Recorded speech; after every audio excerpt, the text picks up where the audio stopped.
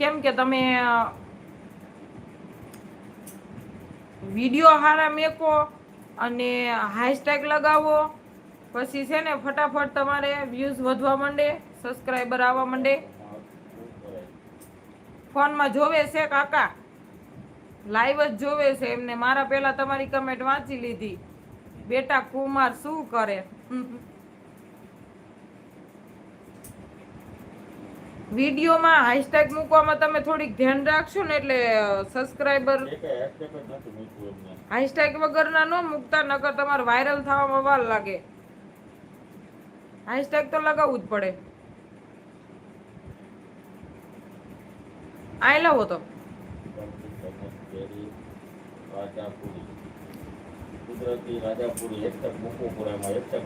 મારે તો સબસ્ક્રાઇબર નથી વધારવા હો ને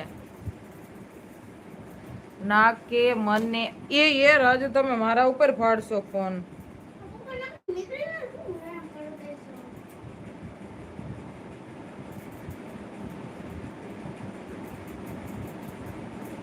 લે નકર મને નાક મને ઘમંડ આવી જાય પછી બેનની લાઈવમાં ના આવી શકું.